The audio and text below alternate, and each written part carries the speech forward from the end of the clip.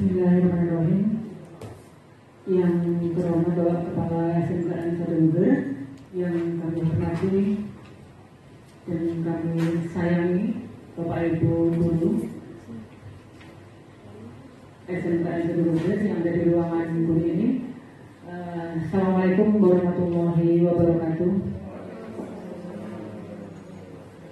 Puji syukur terhingga atas anugerah yang dilimpahkan kepada kita semua pada hari ini. Kita masih diberi kesempatan, kenikmatan yang luar biasa untuk bisa hadir pada acara diseminasi guru penggerak pada hari ini dalam keadaan sehat walafiat.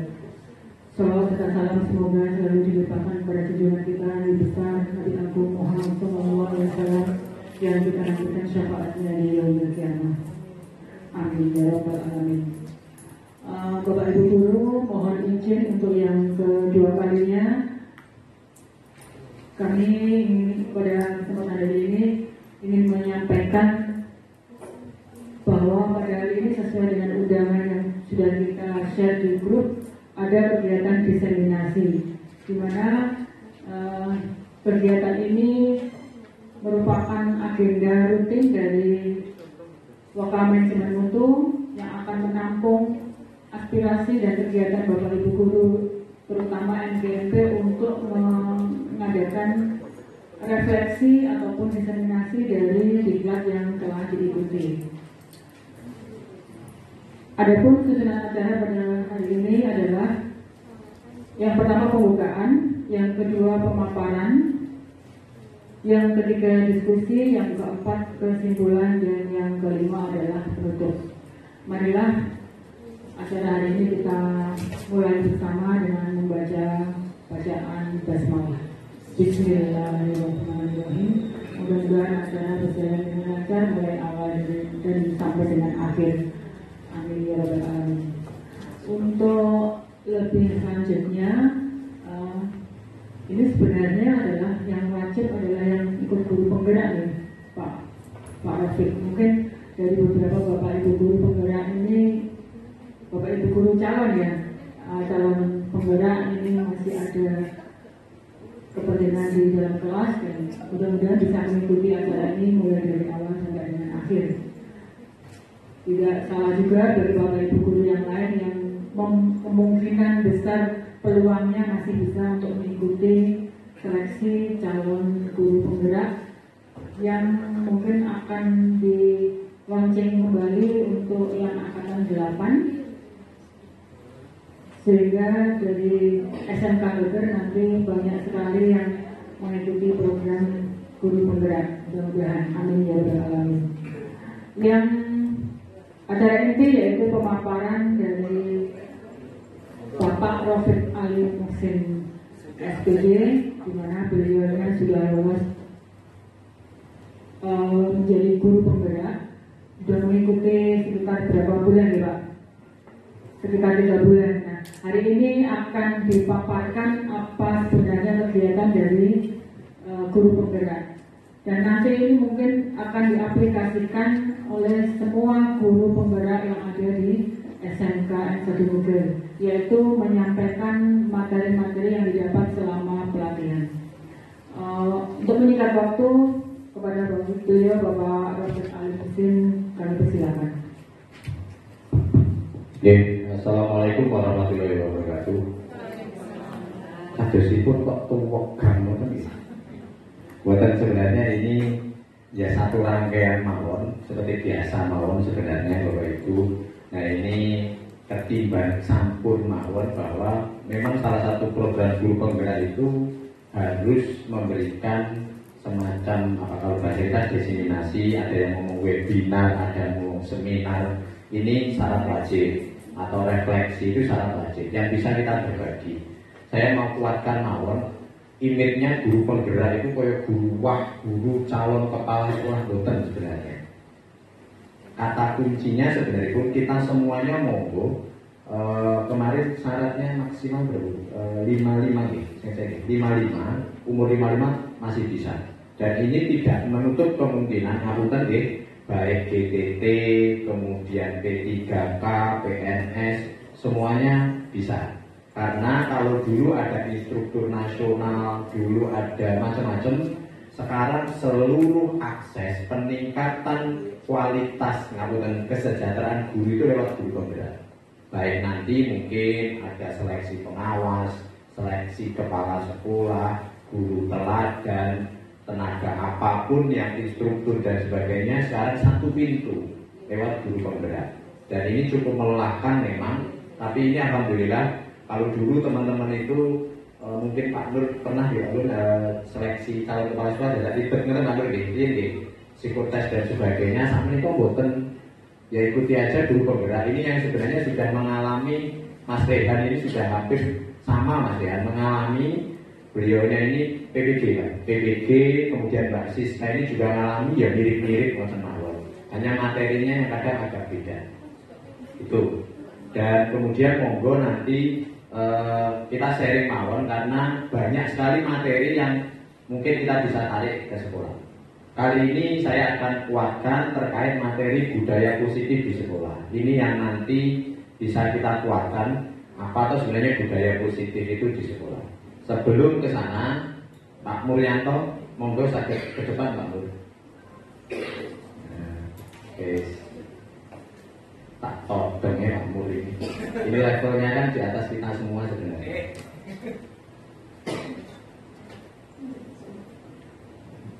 Oke, sebelum explicating ini. Ini nanti saya ada 2 voucher resmi. Tadi mau Alfamart kok nggak enak, saya bungkus saja. Ini ada Pak Mur ini. Pak Mur ini saya beri dengan amplop, nggak tahu isinya apa, jenengan pegang Pak Mur. Dinten-dinten Pak Mur, itu amplop itu kalau menurut Pak Mur, amplop itu sesuatu yang sangat berharga, yang sangat luar biasa. Tolong dibilang Pak Mur, dicekelkan, sangat berharga. Wes segala-galanya bagi Pak Mur. Kan betul Pak Mur ya, amplop itu. Kira-kira Pak Mur, boleh tidak amplop itu saya minta? Kalau sudah dikasih ya. Tidak boleh. Coba. Nah. Boleh enggak?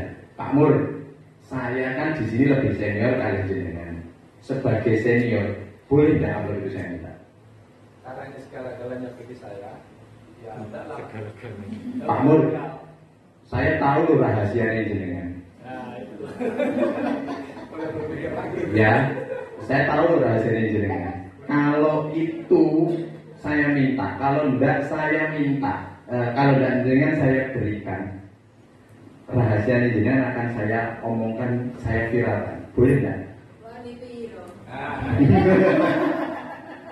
Kalau sudah masalah rahasia ini. Sambut? Boleh enggak Pak Mur? Boleh bimbang ini. Boleh bimbang. Nggih, monggo pinarak dulu. Nggih, makasih Pak Mur. Tepuk tangan untuk Pak Mur.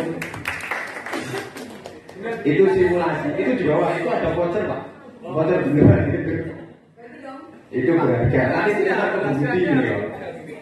Nah, itu nanti kita bahas. Itu loh yang nanti kenapa disebut ini bagi tim tatik yang ada di sini. Ini nanti jawaban kenapa kok anak kita di kelas kadang itu terlambat kok itu saja. Ini yang nanti kenapa saya ambil tema budaya positif. Sudah waktunya SMK kita itu mulai bergeser dari pola kalau dulu belajar di kampus itu namanya stick and carrot ya. Jadi apa tongkat dan wortel. Kita sudah mau geser. Kalau enggak saya pukul kamu dapat hadiah. Atau bahasa kita reward and punishment. Ini yang kita terapkan bertahun-tahun. Ini harus kita geser.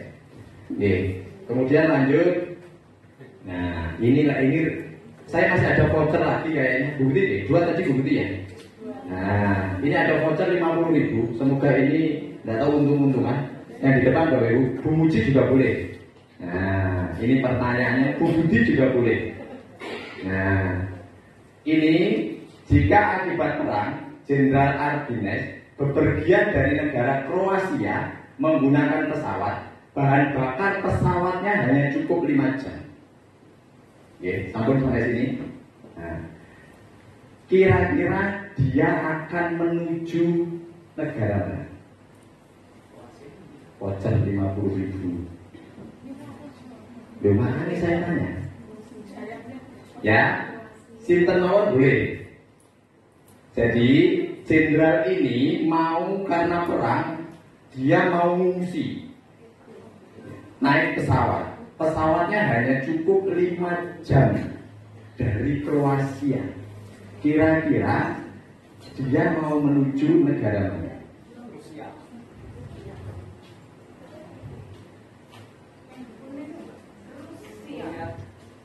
Rusia.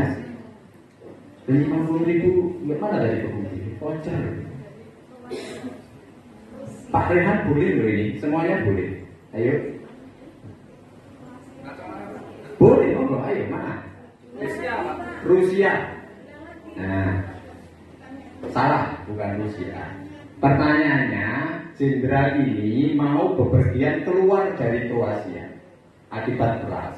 Bahan bakar pesawatnya hanya cukup 5 jam. Oke. Ketika dia kira-kira mau terbang kemana dengan pesawat hanya cukup bahan bakar 5 jam. Oke. Mana? Kita tanya mana ya? Pasti mau tuh Bu Budi. Mana?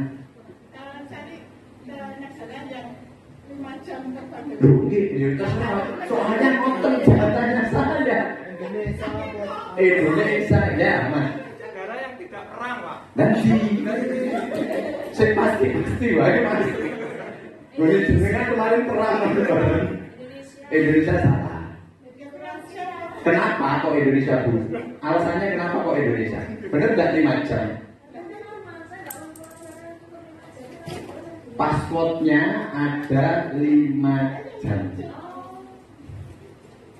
Sambun, dipending mawon sampai akhir ya.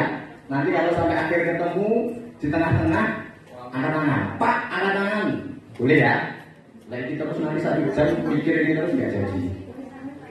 Gini, kita lanjut mawon. Nanti sambil Pak Mur boleh sambil mikir di internet kalau memang ketemu jawabannya monggo. Boleh bebas. Bon, kita mulai mawon. Oke. Bapak Ibu, ini yang akan kita coba bahas. Ini sebenarnya enggak, kita akan singkat mawon, enggak terlalu teori bahwa ini kita akan coba benar enggak? Apa benar hukuman itu dapat mendisiplinkan anak? Ya. Bu Nunung kira-kira?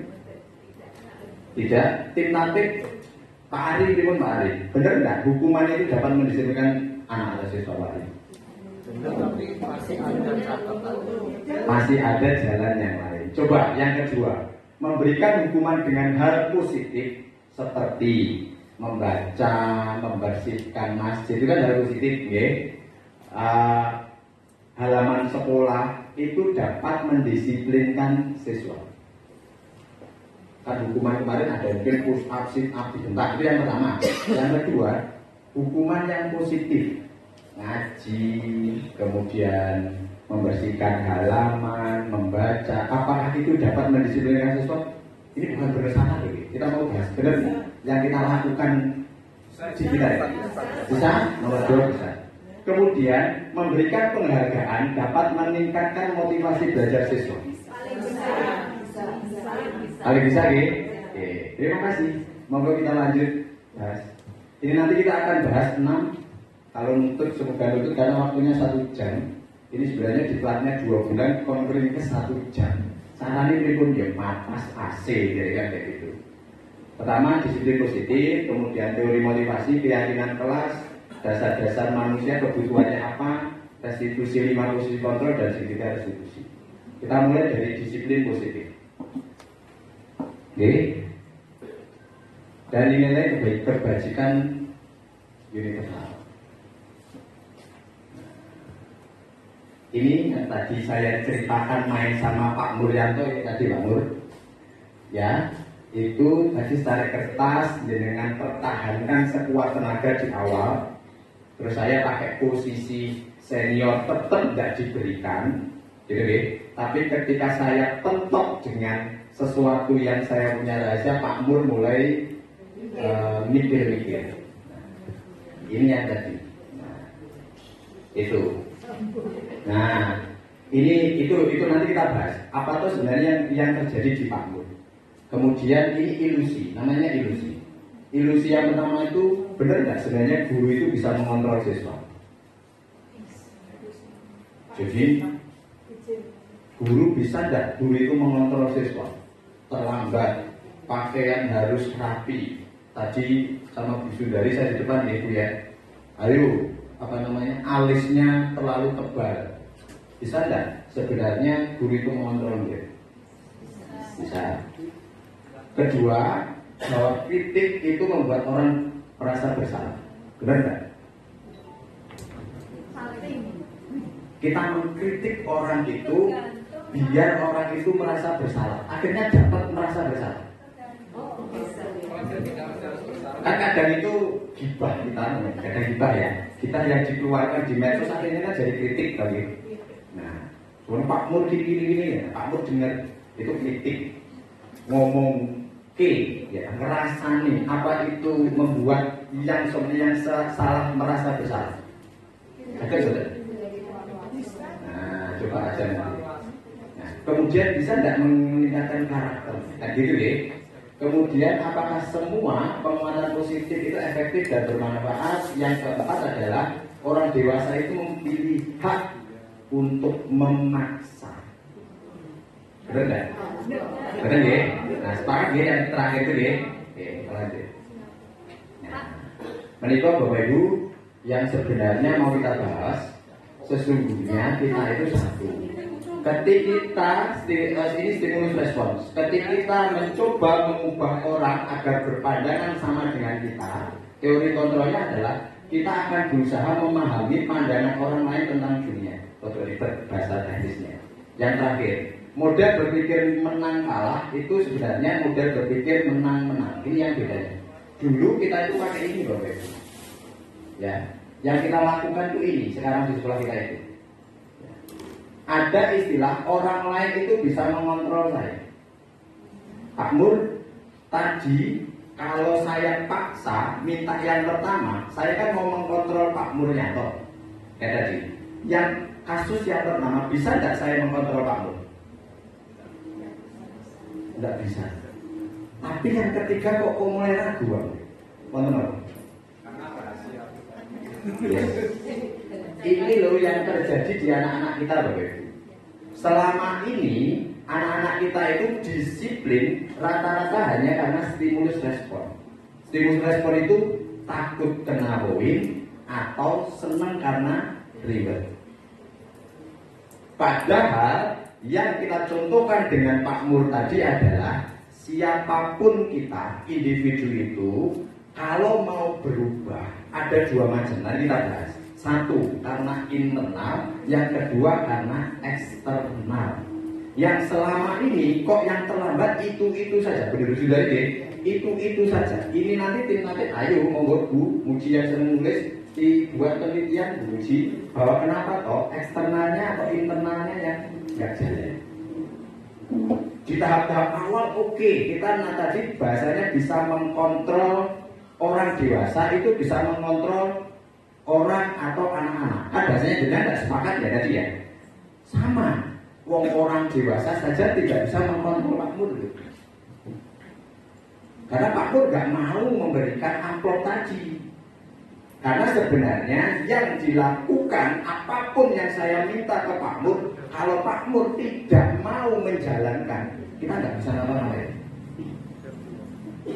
Kan harusnya semacam itu. Artinya apa tuh Bapak Ibu?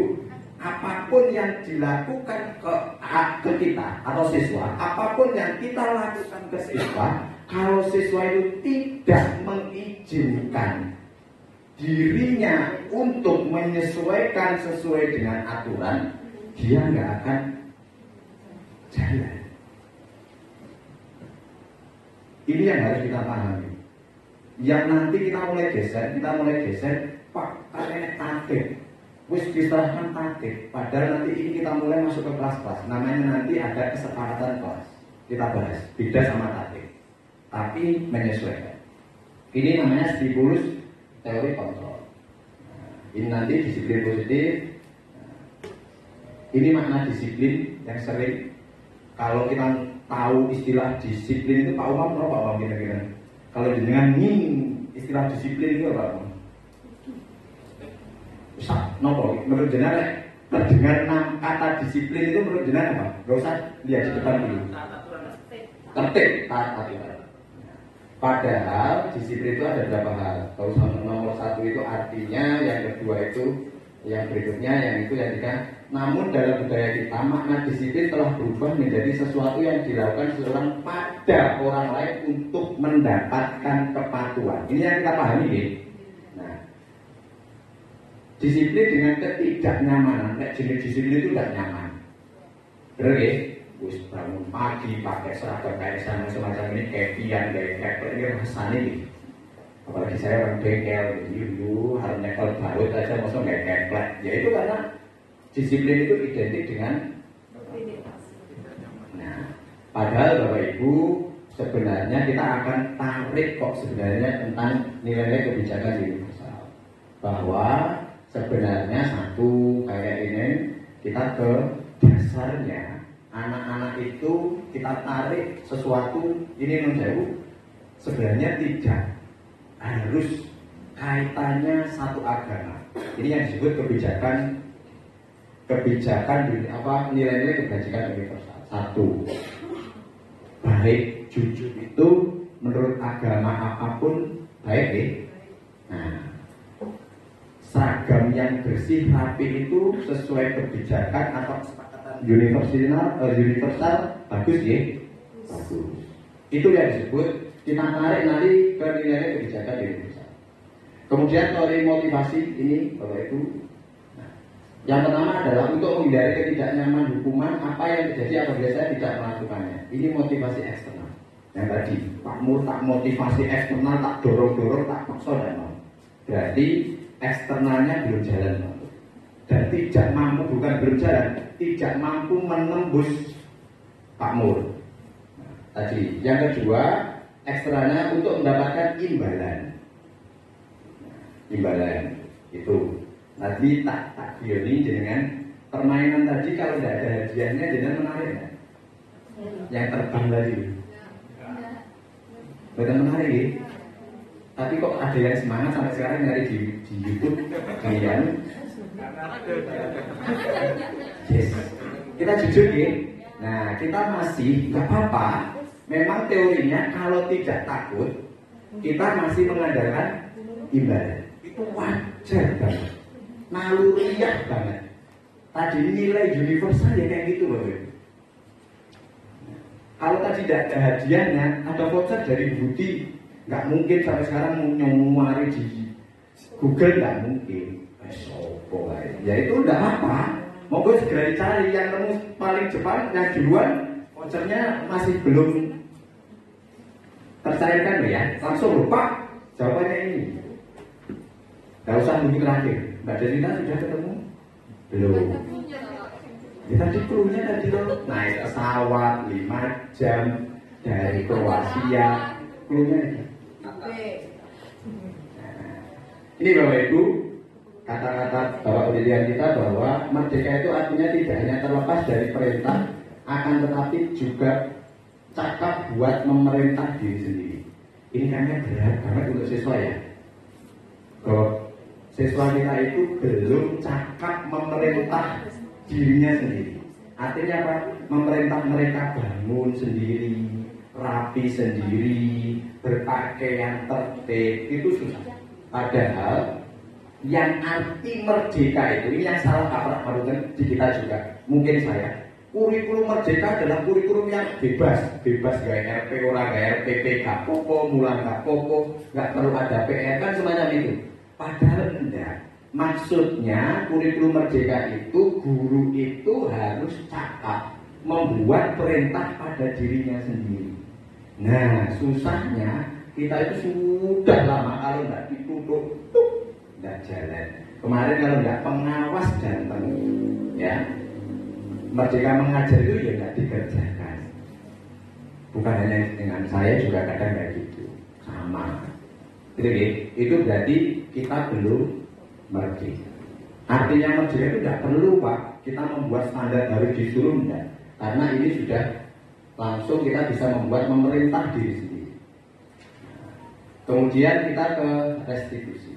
Pun sampai sini perlu yang didiskusikan Bapak Ibu. Saya juga agak bingung karena materi berapa bulan konflik ke situ nanti lebih diskusi. Sebenarnya ini asik kalau nanti goalnya adalah Bapak Ibu kita sudah ada tim tatip sudah sangat bagus. Kita tarik ke namanya kesepakatan kelas.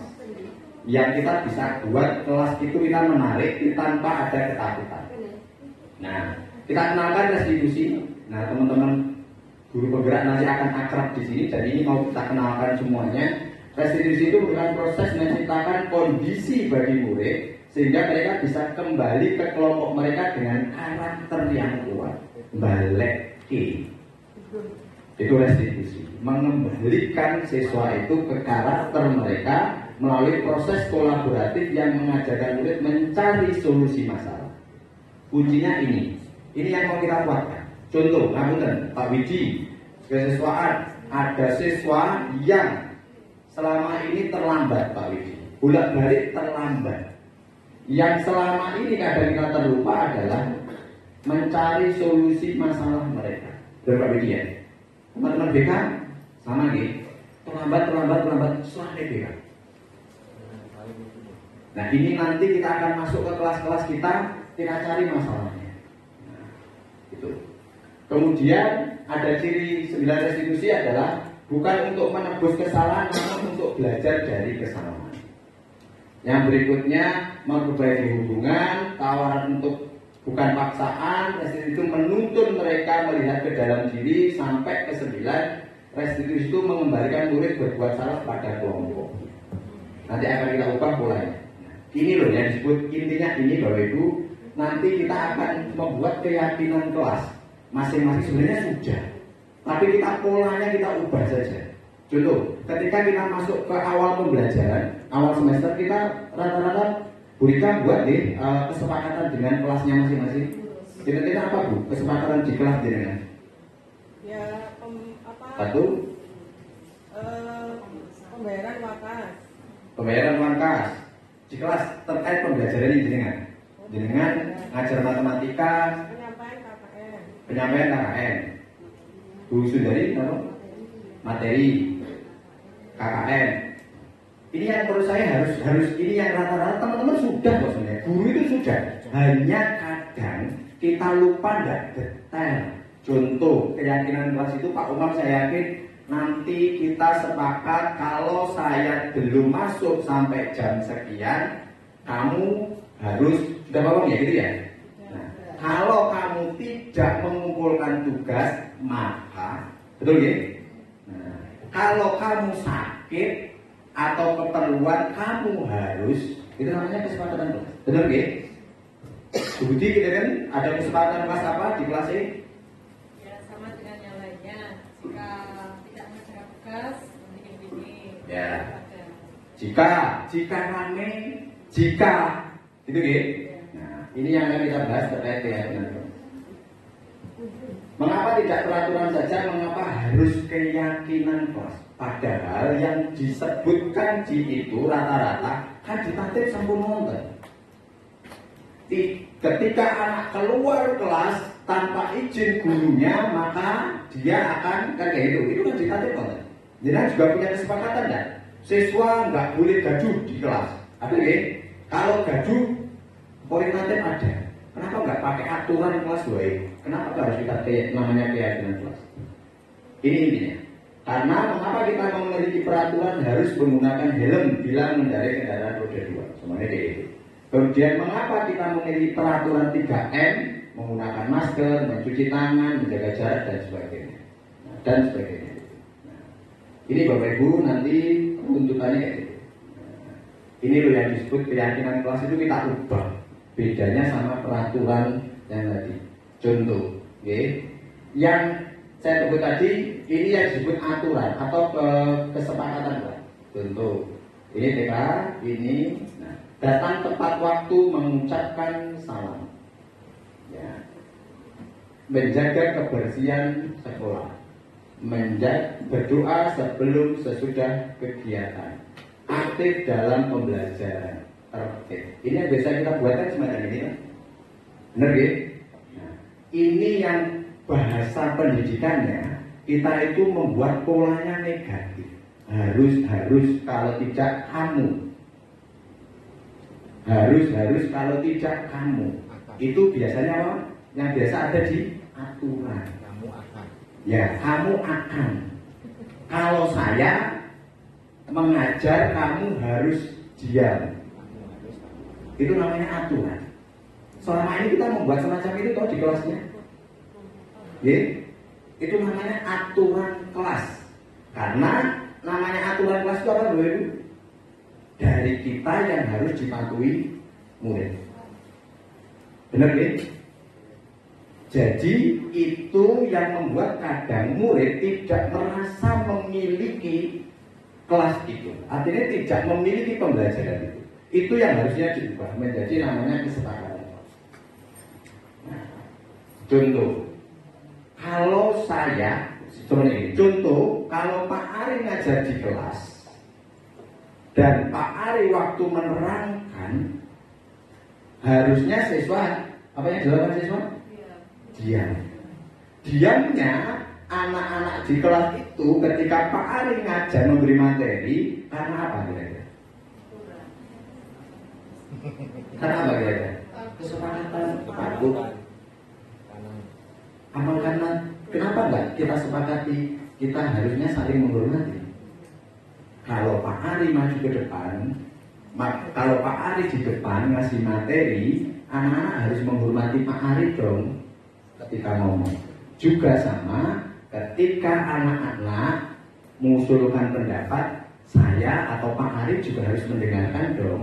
Intinya apa? Kalau saya menerangkan, kamu diam. Kan bahasanya gitu di aturan. Ini dibalik. Ayo kita saling hormati dong. Ya, sepakat saling hormati ya. Caranya saling hormati, ya oke, kalau saya ngomong kamu diam. Tapi ketika kamu ngomong, saya tak ganti diam. Kan kita saling menghormati. Sepakat enggak? Sepakat. Itu yang disebut kesepakatan kelas. Buat nopo malih kita coba kesepakatan kelas lagi. Yang ganjel di kelas. Jenengan kan sama tuh sebenarnya. Kelas itu kita pengennya tertib, pembelajarannya aktif kan gitu. Itu kan nopo yang buat kesepakatan. Budwi mungkin ada kesepakatan aturan untuk kesepakatan kelas yang sudah jenengan terapkan. Kita ubah ke pola positif namanya. Satu aja, ada apa Bu? Dengan kesepakatan apa di kelasnya?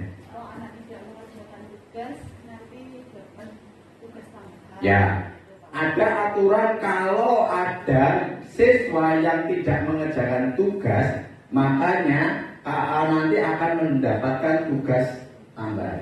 Kalau diubahnya bukan kalau, tapi saling. Contohnya salingnya apa kira-kira? Itu kan masalah tanggung jawab ya. Kalau diubah, gimana anak-anak kalau kita saling tanggung jawab terhadap peran masing-masing? Guru tanggung jawabnya masuk sesuai jamnya ngajar kamu. Kamu tanggung jawabnya adalah mengerjakan tugas yang diberikan guru. Kalau itu hal-hal semacam itu kita awali dari awal, ngapunten yang selama ini kita dijejali aturan. Kalau awas loh ya, kan semacam itu sebenarnya. Ini yang mau kita ubah. Awas loh ya, Pak Widi, awas loh ya, Pak Ari, awas loh ya, Mas Darwis kemudian awas loh ya. Jadi tahu guyonnya anak-anak di sini, sekolah kayak penjara karena pola kita di sekolah sudah pakai aturan ketat tatip, pakai sistem poin, di kelas sama, adanya adalah ancaman. Ayo Bapak Ibu di kelas kita jangan ikut ancaman, tapi namanya kesepakatan. Loh Pak, lek melanggar bagaimana? Loh, kalau ada yang melanggar, ayo dong balik. Contoh, guru kita sepakat loh ya, nanti sama-sama jam tank pembelajaran, kita sama-sama sudah masuk di kelas, sama-sama. Kok ada anak terlambat, balik nih ke kesepakatan kelas. Sesuai kesepakatan kita harus sama-sama tertib loh ya. Kamu kok masuknya terlambat. Ini enaknya gimana? Tadi kita kembalikan kesepakatan. Bukan aturan guru, bukan aturan sekolah, tapi kesepakatan. Yes, itu nanti sebenarnya harus kita tulis bareng-bareng kayak itu yang kita di Cemoro Sewu dan sebagainya, itu namanya kesepakatan semacam itu. Kalau ada yang melanggar, posisi kita bukan sebagai penghukum, tapi mengelingki kesepakatan kita. Ayo, bayangkan siswa itu di luar kelas wis hijau, nang kelas ketemu Bu Nunung, yuk, ketemu Bu Sundari, yuk. Nah, tapi ketemu Pak Widi, ye, itu maksudnya. Tahu ya maksudnya ya? Happy. Ini yang akan kita buat pola. Nanti monggo Pak Widi bagaimana di kesiswaan mempola antara beda ya. Kita nanti di kelas itu ayo kita beda. Kita turunkan aja tatip-tatip itu, kita turunkan. Contoh di tatip kan banyak aturannya. Contoh pakaian atribut tidak sesuai, poinnya sekian, narik ke dalam kelas. Kita sepakati. Bukan kalau kamu tatip atributnya tidak sesuai, kamu takui. Guru di kelas bukan posisi semacam itu loh Ibu. Itu nanti kita jelaskan. Posisinya guru nanti ada penghukum, ada nanti pemantau. Jenengan posisinya di mana nanti di akhir ada. Guru harusnya posisinya hanya dua, pemantau atau manajer. Jangan penghukum. Penghukum sudah kita berikan peran ke tim natif. Kalau Bu Muji itu ya jadi tim penghukum, ya dihukum Bu Muji. Tidak boleh jadi malaikat Bu Muji gitu ya. Makanya Bu Muji kemarin, lah tim natif kok orang tahu pernah mowing. Lagi jenenge polisi enek maling kur menengahi. Ngono oleh bayaran. Nah, polisi lho ya. Ini nggih, poinnya sudah mulai ketemu di sini nggih. Nanti kita ubah bareng-bareng bahwa di kelas itu namanya kesepakatan, bukan aturan. Jadi itu nanti kita polakan gimana ini. Nah, ini caranya nanti ini teknis nanti dengan saya dan mungkin teman-teman guru penggerak cara membuatnya kayak apa. Kita lanjut ke ini contohnya. Selalu kembali ke buku, selalu kembalikan buku di tempatnya. Masalahnya apa Ibu? Tanggung jawab. Kan gitu ya. Sepakat kita akan sama-sama bertanggung jawab ya. Kalau ada buku ya kembalikan ke tempatnya dong. Itu namanya tanggung jawab. Kemudian dilarang mengganggu orang lain, saling menghormati. Hadir di sekolah 15 menit sebelum pembelajaran, menghormati orang lain dan komitmen. Kemudian dilarang melakukan kekerasan, keselamatan, menghormati orang lain. Dilarang menggunakan narkoba, kesehatan. Artinya apa? Sepakati mawon bahwa keyakinan kelas kita adalah kita harus saling tanggung jawab ya. Sepakat ya anak-anak. Apa tanggung jawabnya? Poinnya 1, 2, 3 monggo. Tapi intinya adalah tanggung jawab. Semacam itu Bapak Ibu. Terus hukuman dan penghargaan. Ini yang saya praktekkan tadi di Pak Mur, ada vouchernya, kemudian kenjenengan tadi ini. Bahwa pengaruh jangka pendek dan jangka panjang. Benar tak? Hukuman itu menurut kita efektif tidak untuk membuat manajer? Tadi ngomong tidak ya. Karena hasil penelitian, orang itu kalau dihukum jeranya berubahnya hanya sementara, jangka pendek. Saya ngomong jeranya ya, mengikuti adalah contoh Pak Wiji menemukan bahwa anak ini tidak pakai dasi, dihukum Pak Wiji dengan memberikan poin. Itu apa efeknya? Sebenarnya tidak ternyata, hanya jangka pendek. Saat itu besok mungkin dia akan aturan, sesuai aturan, tapi jangka panjangnya nggak kena. Sama dengan penghargaan. Penghargaan itu menghukum. Artinya apa tuh penghargaan itu? Penghukum itu Pak? Penghargaan kok penghukum? Memberikan penghargaan kok penghukum? Nama kita benar tak istilah ini? Ini menurut saya pembenaran yang bijak deh. Nah, ini yang nanti kadang kita agak hati-hati dengan anak-anak kita.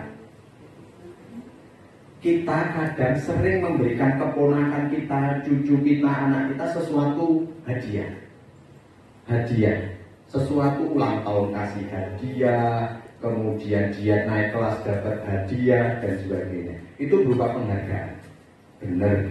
Tapi ternyata memberikan penghargaan itu bisa menghukum siswanya atau anaknya. Karena apa? Kenapa Bu? Seperti iya, motivasinya bahasanya bunga mengharapkan kalau suatu saat Bu Murti ngapunten kelupaan putranya ulang tahun dan tidak memberikan hadiah, efeknya apa Bu? Iya, anak akan merasa dihukum atau Bu Murti merasa dihukum karena lupa. Bu Murti tidak sayang lagi. Sama dengan siswa kita. Contoh Pak Darwis itu kan panenannya banyak. Setiap masuk kelas, ayo siapa yang maju ke depan dapat pisang 10. Tak kasih ribet, tak kasih ribet, tak kasih ribet. Itu juga gak baik. Motivasinya anak adalah ribet. Makanya harus hati-hati ya, kita memberikan ribet dan sebagainya. Penghargaan mengurangi ketepatan benar, penghargaan tidak efektif, penghargaan merusak hubungan. Penghargaan kok merusak hubungan. Jadi penghargaan itu bisa merusak hubungan kalau suatu saat kita tidak memberikan penghargaan. Kayak tadi, lupa kadang ya, kita nonsewu lagi nggak punya mau apa gitu, akhirnya hubungan kita akan rusak. Bahasanya apa? Pola hubungannya adalah take and give. You kasih apa, gue minta apa. Itu kalau sudah terpola dengan anak-anak kita, siswa kita ini akan bahaya. Kemudian penghargaan menurunkan kualitas. Benar? Penghargaan itu bisa menurunkan kualitas. Siapa yang paling maju, selesai duluan, dapat poin. Masa itu menurunkan kualitas? Apa itu? Kembali ke sesaat tadi. Ternyata penghargaan itu levelnya sesaat, motivasinya sesaat saja. Jadi yang berkaitan dengan penghargaan itu bisa jadi cuma seperti orang melakukan segala sesuatu pamrih. Mohon maaf ini langsung berkaitan dengan saya. Anak-anak yang bertugas sebagai pemandu baca Al-Quran itu memang saya dari awal sudah kita berikan kesepakatan mendapat reward 1 hari 10. Nah itu menurut analisa penjelasan. Boleh Bu, jadi nanti di akhir namanya ada restitusi. Kita itu mempolakan sesuatu baik hukuman dan hadiah atau penghargaan itu kita tidak boleh di suatu individu itu dikuatkan itu terus. Maksudnya semacam itu. Contoh, kalau panjenengan sebagai guru memberikan reward ke anak yang sebenarnya Ani mau baca Al-Quran, memandu baca Al-Quran, dapat reward, bisa, anak itu akan termotivasi juga kayak gitu. Tapi kalau jenengan ketemu Ani lagi di kelas, dia berbuat baik, kita berikan reward lagi, itu yang kedua. Nanti ketemu Ani lagi, menemukan uang, dikasih reward lagi. Kalau itu terus terpola, akhirnya apa yang terjadi dengan Ani? Bukan Bu Ani loh ini. Yang terjadi apa? Jagakan. Jadi gitu ya. Itu yang dimaksud Bu ya. Jadi tidak salah. Kalau kita nunsewu sebagai pengampu, ya, pengampu Bu Sri Lestari kan pengampu pembacaan Al-Quran. Anaknya kan berbeda-beda Bu. Boleh kita kasih namanya nunsewu. Ini teori motivasi. Motivasi yang paling sederhana sejak zaman primitif. Nanti dari kebutuhan dasar manusia. Kira-kira apa Bapak Ibu? Kita itu mau bergerak, dasar yang paling simpel, mau melakukan sesuatu. Apa Bapak Ibu? Ya, memenuhi kebutuhan pribadi. Kebutuhan pribadi itu apa Bapak Ibu? Makan. Dulu nenek moyang kita itu wes sampai gelut sampai gegeran gara-gara cari makan. Nanti kayak gitu ya. Kedua, orang itu bisa bergerak. Nanti ada tahapannya. Orang bergerak itu karena tadi kalau tidak aku nanti dihukum atau aku nanti dapat penghargaan. Itu yang level rendah, Mas ya. Nanti ada level yang tinggi yang tadi Maturidi Hajar Dewantoro tadi, namanya orang merdeka. Orang merdeka itu kalaupun nggak ada ancaman hukuman ataupun tidak ada iming-iming imbalan, mereka tetap merdeka mau menjalankan. Karena belajar itu sudah menjadi kebutuhan saya.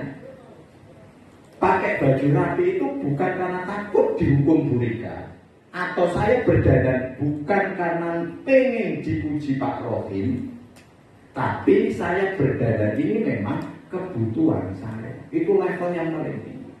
Itu yang disebut ayo arahkan anak kita ke sana. Pak, apa bisa langsung loncat ke sana? Susah memang. Itu ya. Terus, ya, itu dulu ya. Ya, sepakat kok. Sebenarnya menjauh bahasa kita tahu Bu, yo dijongkrok nih mlebu surga. Betul tuh ya? Ya. Makanya jadi ada bahasa gini, disiplin sesuatu yang baik itu kaitannya sama merdeka tadi. Kalau kita bisa disiplin, merdeka sesuai kebutuhan kita sendiri, itu bagus. Tapi ini sudah kesepakatan secara umum. Kalau ngapunten Bapak Ibu, secara pribadi kita tidak bisa mendisiplinkan diri kita sendiri, maka orang di luar kita, maka aturan di luar kita itu berhak mendisiplinkan Anda. Maksudnya apa? Paham ya? Jadi ini kita pahamkan anak-anak. Kalau kamu tertib, Bu Trias itu nggak perlu ngapa-ngapain, ya sudah mantau saja. Tapi kalau kamu tidak bisa mendisiplinkan kamu sendiri, Bu Trias itu sebagai orang lain, orang luar yang boleh mendisiplinkan kamu. Itu loh bahasa kesepakatannya gitu Bapak Ibu. Tapi kalau anak sudah disiplin, ngapain kita ngurusi? Ya sudah. Oh bagus. Nah di situ baru nanti kita namanya tadi teori motivasi tadi loh. Ada reward kita naikkan dari reinforcement atau penguatan. Pak berarti habis ini kita nggak boleh menghukum. Boleh. Tapi kita menakar nanti coba. Oke. Ini hukuman. Ini yang mau kita ubah Pak Widi, maupun nanti teori prakteknya gimana. Selama ini terjadi, ya, hukuman itu pasti sesuatu yang menyakitkan dan harus terjadi. Contoh, terlambat push up. Itu hukuman atau konsekuensi? Menurut jenengan? Kalau konsekuensi harus terjadi. Yang kedua, hukuman itu membuat anak sakit secara fisik, mental dan sebagainya. Kalau konsekuensi membuat anak merasa tidak nyaman dalam jangka waktu pendek. Ini bedanya. Nanti kita mau buat konsekuensi, bukan hukuman. Contoh, anak membenci disiplin. Kalau konsekuensi, anak menghargai disiplin. Hukuman itu paksaan. Kalau konsekuensi itu stimulus tanggapan. Hukuman itu mendorong anak menyakiti dirinya sendiri. Kalau konsekuensi itu mendorong anak memudah menyesuaikan diri. Yang terakhir, hukuman itu marah, rasa bersalah, dipermalukan, merasa tidak dihargai. Konsekuensi itu kehilangan hak, dibuat nyaman, diasingkan untuk sementara dan sebagainya. Nanti kita mau arahkan ini. Contoh, kita contoh. Jenengan sudah tadi ada kesepakatan kelas. Gitu ya? Ada anak, kesepakatan kelas kita saling tanggung jawab. Salah satunya masa tanggung jawab itu adalah ayo datang tepat waktu. Itu ya kesepakatan kelas ini. Moro-moro Anton datang masuk kelas 15 menit setelah jenengan masuk. Apa yang akan jenengan lakukan? Padahal kesepakatannya adalah kita sama-sama tertib, disiplin, tepat waktu. Jadi kan apa yang Anda lakukan? Bu Titik, kalau ada kasus semacam itu, kesepakatannya kita disiplin. Anak ini sudah terbukti nggak disiplin. Lupa. Artinya apa Bu kalau lupa? Tindakannya apa? Dengan apa kan anak ini? Gitu bahasa kita. Diingatkan. Ada lagi? Berikan konsekuensi. Konsekuensinya apa? Ya, sesuai kesepakatan. Apa? Di konsekuensi dengan kesepakatan ada konsekuensi enggak? Kesepakatan itu enggak ada konsekuensi loh ya. Enggak boleh, enggak ada terlalu detail. Jadi kan nanti yang di lapangan harus kita berimprovisasi. Tidak boleh mengulangi. Awan SMK di ngomongnya topik kalau 54 bahasanya ini yang di kesehatan Pak Wiji namanya apa? Latihan kebugaran dan sebagainya. Bolak-balik Anton ini terlambat saja, diomongi saja gak mempan. Kita udah sepakat loh ya. Piye Tonton, kamu udah sepakat, kamu tuh melanggar kesepakatan. Wis sampai jelek. Kira-kira apa yang harus kita lakukan? Ji, monggo. Pak Pur, jangan apakan anak Anton semacam ini. Wis ping 5 terlambat terus. Wis dielingke sesuai kesepakatan kelas, ngeyel tetap terlambat. Kira-kira apa? Apa? Diajak olahraga, lari. Nah, ada lagi? Bu Sri, apa? Hukumannya apa?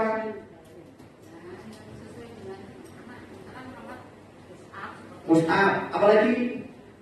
Bu Titi, kita nanti kampanye Anton ini Bu Titi. Gebek.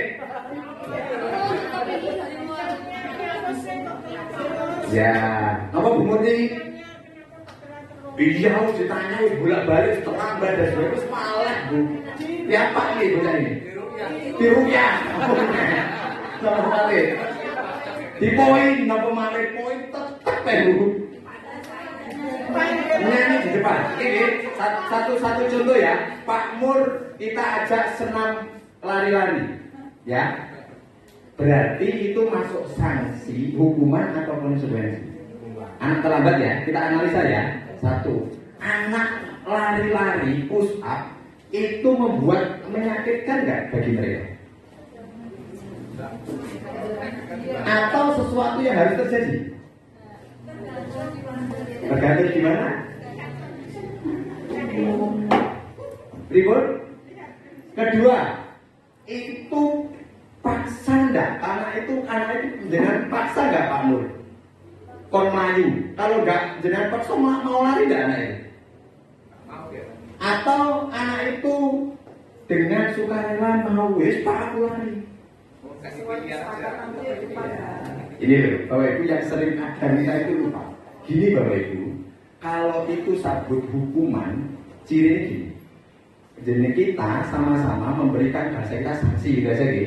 Sanksi itu atau bahasa kami adalah tindak lanjut atau penguatan. Cirinya kalau hukuman, 1 Bapak Ibu, nggak nyambung dengan sesuatu pelanggarannya. Contoh, apa Pak Nur hubungannya terlambat karo melayu-melayu? Terlambat itu hubungannya dengan waktu, potong waktu, benar ya? Apa hubungannya terpotongnya waktu dengan lari-lari? Apa mereka nggak malah kehilangan waktunya lagi? Betul ya? Nah, itu salah satu kita bisa bedakan. Ini hukuman, ini konsekuensi. Kalau anak ini melanggar, temanya terlambat itu terkait waktu, konsekuensinya juga waktu. Artinya apa? Bisa kita lakukan apa? Pulang terlambat. Karena kan masalahnya waktu ini. Ya, tahun depan minggu lalu harus di depan. Nah, intinya itu kok sebenarnya. Sing simpel itu. Sebenarnya anak tidak mengerjakan tugas. Gitu. Suruh ngapain kira-kira Bapak Ibu? Waktu kita kecil, kau tulis maaf saya bersalah sampai 100 kali. Padahal dia tidak mengerjakan tugasnya makmur fisika. Kira-kira ini hukuman atau konsekuensi? Saya minta maaf sampai sak buku. Ini hukuman atau konsekuensi? Hukuman, Bapak Ibu. Efeknya ini Bapak Ibu menyakitkan, paksaan dan sebagainya. Kalau konsekuensi dia tidak mengerjakan PR, kira-kira apa Pak Pur? Kalau itu kita sebut konsekuensi? Iya, tambahin PR-nya. Itu loh yang disebut itu konsekuensi. Nah, malah tidak tambahin balik karena ininya seninya kita kan itu ya, seninya kita itu Pak, di lapangan apa itu harus diterapkan? Tidak mutlak, kita itu bisa mengkombinasi gitu loh maksudnya. Tapi arahnya jelas deh. Kalau bisa, saya tidak melarang kok, kita tidak melarang kok. Anak terlambat lari, tidak melarang. Tapi kalau itu terus, kayak tadi kembali ke awal tadi, ini hukuman ini lambat, apa ya? Efeknya pendek, penghargaan ya pendek. Yang kuat itu respon dan penguatan. Kalau anak terlambat, konsekuensinya 15 menit, dia harus nanti pulang lebih lambat 15 menit. Ini loh yang disebut penguatan. Dia akhirnya mikir resikonya. Aku terlambat 5 menit, aku ya berarti kudu duduk manis 15 menit. Kalau saya tidak bisa mengerjakan ini 10 soal, saya harus mengerjakan ini 20 soal. Tekniknya kan sama. Nah, bocah orang merbu bisa. Nah, itu uniknya anak SMK Bapak Ibu. Jadi ini itu harus dikombinasi ya, Bu Sulam, antara hukuman yang kadang diberikan, ribut kadang diberikan, yang kadang kita kuatkan komitmennya. Saya kemarin juga debat dengan teman-teman itu. Itu teori ini lah anak-anak manis-manis. Anak SMK ini kreatif. Bahasa kita bukan manis, kreatif. Kreatif mencolot pagar, kreatif absen dihapusi kita. Jadi keluar ke kamar mandi balik bukan balik, kan kreatif. Nah, kalau anak SMP SD nggak semacam itu loh ibu. Jangan orang ngajar nang SMK, kok meneh pasukan bosek kuwi lanang tok wis. Gurune wis gurune lucu dikira. Apa? Ora lucu patung, macak titik dikira artis, ora bedaan bar nyapo.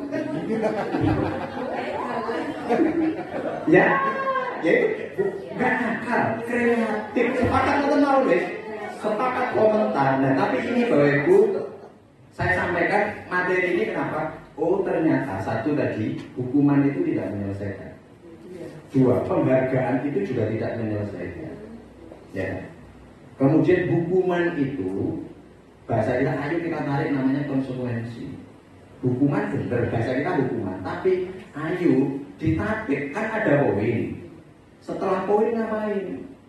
Ayo kita kasih konsekuensi, sepakati konsekuensi itu. Kadang itu kita pun tidak boleh terlambat di kelas saya. Kalau terlambat, kan itu namanya aturan, bukan kesepakatan. Ayo kita sepakati di kelas kita. Gitu. Ya pendekatan. Itu namanya Busudari sudah. Itu namanya kesepakatan loh sebenarnya. Namanya kesepakatan itu baik-baik berdua. Non sewu, Budari sama saya sepakat mau ke Surabaya. Namanya sepakat kan omong-omongan Bu ya. Busudari ini Tenopo, budal jam biro. Tapi kalau Busudari besok ke Surabaya jam sekian ya Bu, dengan macak pakai keki. Itu namanya bukan kesepakatan, tapi aturan. Ngejak makso bisa. Itu loh yang harus diterapkan di kelas kita. Biar kelas kita itu tidak Pak SMK digeri kaya penjoro nang jowo di poin, nang kelas itu di poin. Kapan bisa ambekan? Kita ubah kok sebenarnya. Loh, di awal kan kita sepakat kok. Di awal sebenarnya nanti ayo bareng-bareng di awal pembelajaran semester kita buat kesepakatan sebanyak-banyaknya. Dan kesepakatan tadi ya dimulai dengan hal-hal yang baik. Oke, poin tanggung jawab dijelenteng. Tanggung jawab apa? 1, 2, 3. Yang kita ungkit-ungkit nanti bukan masalah anak itu tidak mengerjakan tugas. Di poin pertama, kamu bukan tidak mengerjakan, bukan gitu bahasanya Bapak. Ayo, kira-kira kamu tidak tanggung jawab apa? Ben kroso diri itu. Oh maaf saya tidak mengerjakan tugas Bapak. Itu yang disebut kroso, disentuh artinya. Soalnya kan kadang pendekatan kita kadang ya saya kadang ya rasa dulu tadi. Bayangkan kalau anak kita itu 1000 itu Busudari tiap kelas kayak gitu. Tapi tidak apa-apa, kita coba satu kelas dulu gitu.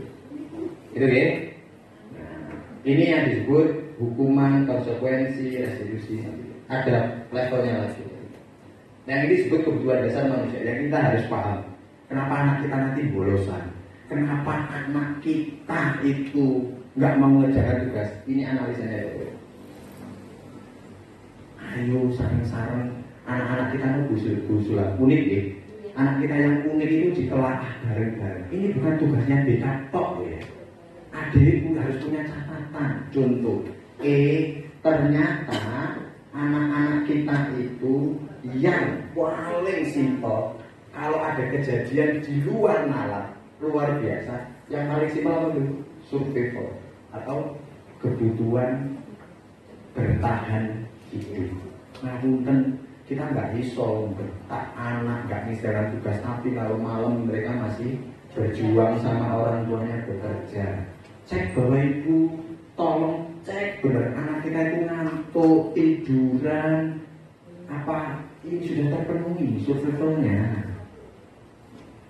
Oke, makanya kadang itu, nah punten saya juga, ya sama sih, lekon delo isi tolong nggak mungkin. Tapi kan kita harus punya catatan unik.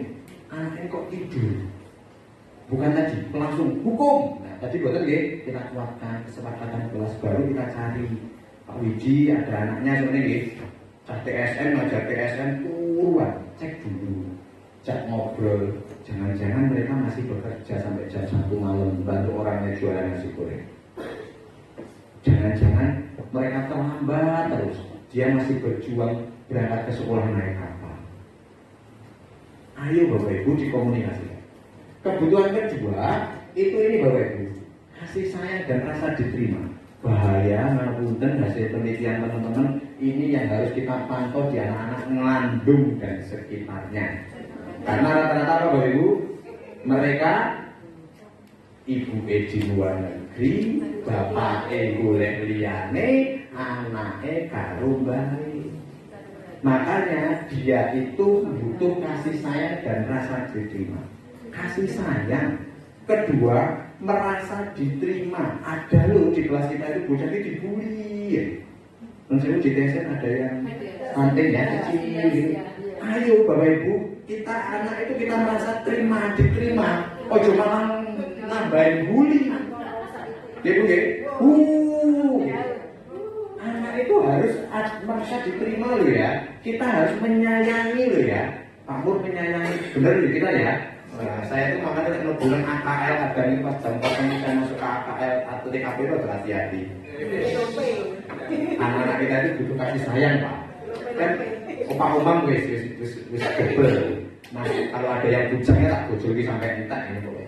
Hati-hati, mereka itu rata-rata rindu kasih sayang karena orang tuanya sejak kecil tidak di rumah.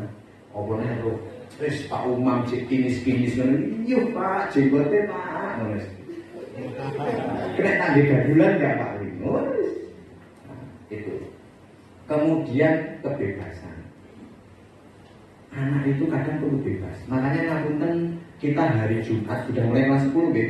Pun hari Jumat itu anak pakai sepatu pink nggak mau kelas 1. Ya kita kasih kebebasan dikit dong. Senin sampai Kamis kencengin. Tapi Kamis kasih kebebasan. Kadang di kelas juga gitu. Makanya saya ingatkan teman-teman, kita itu sekolah taruna, bukan sekolah militer. Kalau sekolah taruna itu juga enak santai-santai. Sekolah militer, set gerak, tempat duduk set gerak, itu namanya sekolah militer. Disudari ya.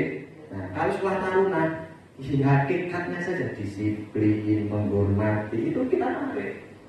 Tapi yo jenengan kelas, mungkin monggo kalau ikut kelas saya, jenengan anak-anak itu gager-gager gue. Ya kita memposisikan walaupun saya di luar pun jadi gila, tapi kalau di kelas tadi guyon, kemudian saya setel nih, apa yang lagi hit hari ini? Wes sambung guyon-guyon karo meluk Mbak bujune wis ilo apapun yang terjadi suami istri itu harus saling berpelukan. Ya gitu-gitu aja. Nah, karena kita kasih kebebasan. Kemudian penguasaan. Kadang itu bocah itu pengen menguasai yang lain. Akhirnya terjadi pembulian. Kita cek. Kemudian kesenangan. Ini loh Bapak Ibu, kadang ngapunten ini PR terbesar SMK. Masuk ke jurusannya itu ndak eruh pengen opo, kingku piye. Makanya Bapak Ibu dari kementerian kelas 10 SMK kurikulum merdeka bukan sama macam-macam Bapak Ibu. Ayo kelas 10 itu seluruh guru menguatkan OTKP perkantoran itu enake opo, masa depannya gurunya itu. Yes. Karena apa sebenarnya kelas 11 nanti boleh loh sebenarnya perkantoran dengan BPS gitu ya. Bukan ya? Sing serumpun apa? Serumpun AKR serumpun boleh loh sebenarnya. Tapi nggak usah sampai nanti benar-benar siswa nih. Dari perkantoran ini kelas 11 pindah ke AKR boleh. Karena kelas 10 itu kan yang kita ajari sebenarnya sama. Manajemen itu semacam ini, semacam ini, semacam ini. Ini yang dibawa kurikulum merdeka. Termasuk nanti di kelas 11 boleh ambil satu pelajaran durasinya 4 atau 5 jam lintas jurusan. Jadi nanti saya akan kirim ekspor TBSM itu mungkin suatu saat pelajarannya ikut ojo lah, akuntansi dengan uang ngono manis itu boleh. Karena dia pengen belajar ngetik, karena ada materi pengetikan. Boleh. Itu. Anak TSM pengen belajar tentang mungkin menginstal komputer yang lebih bagus, jadi kasih boleh di kelas 11. Yes, karena hubungannya dengan kesenangan. Dan ngapunten Bapak Ibu, survei membuktikan kelas-kelas kita itu tidak menyenangkan. Nanti datanya saya berikan, saya ada penelitian tahun kemarin, sebelum COVID sih. Ternyata kelas-kelas kita itu tidak menyenangkan. Kalau buatan percaya survei mawon, tapi nggak usah sebut nama ya. Angket tertutup saja. Apakah kelas yang kamu ajar di kelas ini? Silakan mawon Bu Budi, kali Bu Rika silakan. Bu Rika tolong mengomentari buat angket tentang Bu Budi. Dan rata-rata, bukan kelasnya beliau ini loh ya, rata-rata kelas kita itu tidak menyenangkan. Pak, kok tidak menyenangkan ini gimana? Cukup. Jadi maksudnya terus kadang anak itu simpel Bu, satu guru didelok gak sip lah. Ambilnya lecek, wajahnya nggak glowing. Itu anak itu punya penilaian loh Bu. Kedua, masuk loh, belas gak senyum, merputut aja orang-orang tugas kerjakan. Dengan bisa bayangkan, makanya saya itu salah satu aliran guru yang nggak mau ngasih PR. Ngomong deh, sekolah. Semua selesaikan pekerjaan terkait pendidikan di sekolah. Nang rumah, wis dolano, bubulo koncomu semacam. Ini saya. Karena apa? Jurusan sekolah nang rumah. Karena saya lihat, mungkin dengan yang Budi juga punya ada anak kecil itu. Iki pelajaran koyo opo sing ibet wong tuweke matematika semuanya banyak kan enggak? Kita ngasih PR 5. Pelajaran produktif. Fisika 5.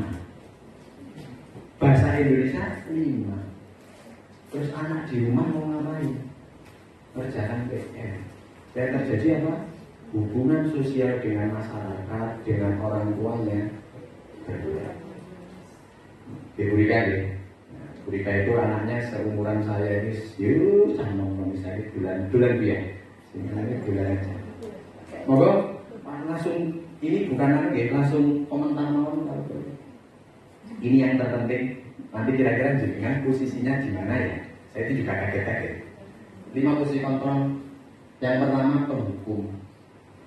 Cirinya ini, Bu, kalau kita posisi penghukum, jadi guru itu namanya penghukum. 1, cirinya adalah kita selalu menghardik, omongannya kasar. Kemudian membentak murid itu meletakkan guru di luar dunia berkualitas. Itu namanya penghukum. Ada di kita kira-kira guru penghukum? Enten. Wis membabi kita penting. Cirinya ngomongnya gaspol, melanggar, des. Kemudian kita membuat orang bersalah. Bedanya dengan penghukum apa Ibu? Berceramah, contoh, kamu gak kasihan saya toh, saya itu sudah capek-capek, kamu kok semacam itu. Bahasanya apa? Kok gak kasihan saya, kamu gak kasihan orang tua, gak eman masa depanmu. Itu bahasanya guru membuat orang merasa bersalah. Kadang kita melakukan itu. Lihat orang tuamu, lihat kakakmu, kemudian teman, wis plek. Cirinya apa kalau teman begitu? Wis, gak apa-apa, ayo, piye bro. Ada tak teman kita semacam itu? Tidak ada jarak dengan siswa kita, termasuk ambawe komunikasi. Ada loh yang mempulang. Apa ini ada apa jelek? Enggak. Nanti kita banding-bandingkan apa untungnya. Kemudian pemantau. Cirinya pemantau bedanya sama penghukum. Pemantau ini orangnya tidak kasar kayak tadi penghukum, tapi dia saklek. Kamu, Mas, kamu hari ini tidak mengirim atribut, maka kamu dapat poin 5. Wis itu namanya pemantau. Aturannya ini kamu harusnya semacam ini, konsekuensinya. Kalau kamu semacam ini, kamu ini. Tapi bahasanya tidak kasar, biasanya datar. Ya, Mas, kamu hari ini terlambat, kamu dapat poin 5 ya, poin 20 ya. Itu namanya pemantau. Posisi yang terakhir namanya manajer.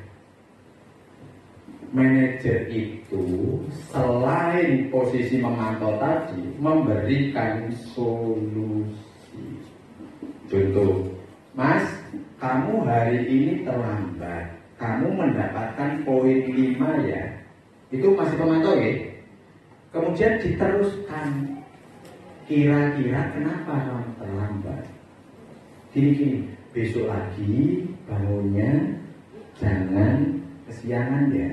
Artinya apa tuh? Selain memberikan sesuai aturan, dia memberikan solusi. Ini yang harus kita posisinya harus di sini Bapak Ibu. Minimal pemantau lah. Amit-amit coba baik di sini. Oke. Apakah ada? Ada. Membuat orang bersalah? Ada. Melo-melo dikit nggak apa-apa. Teman boleh kita posisinya, tapi yang fardu ain di sini Bapak Ibu. Pemantau dan jangan sampai di sini Bapak Ibu. Perawan. Ya. Jangan penghukum. Penghukum itu tidak mau tahu dengan bahasa yang kasar. Tapi kalau merasa bersalah masih kadang kita perlukan duduk itu. Kamu nggak kasihan, kamu gini enggak masa depan itu boleh, gitu ya. Kita kadang. Kemudian teman yo kadang oke, gini gak masalah. Wis wong ngono iki kuwi Mas, gak apa-apa. Bahasanya kan bahasa semacam itu teman, kita masuk sebagai teman. Tapi harus sampai ini loh Bu. Lagi sudah anak kita melanggar sesuatu, tolong kasih solusi. Biasanya wis poin dari tinggal ngalih. Pak, lah ini apa berlaku? Uji mungkin bertanya, Pak, apa ini kalau tintatet? Bu, tintatet ya di sini saja, jangan manajer. Kabeh dinante koni ya bubrah. Ini tujuannya siapa? Ini ya kita semua di kelas. Kayak gitu loh maksudnya. Ayo, tadi hubungannya sama, kita balikan lagi hubungannya sama kebutuhan tadi, gitu loh. Oh, anak ini terlambat. Oh, anak ini nggak pernah mengerjakan karena tidak punya waktu. Kebutuhannya apa? Oh, dia perlu kasih sayang. Itu loh Pak. Di sini.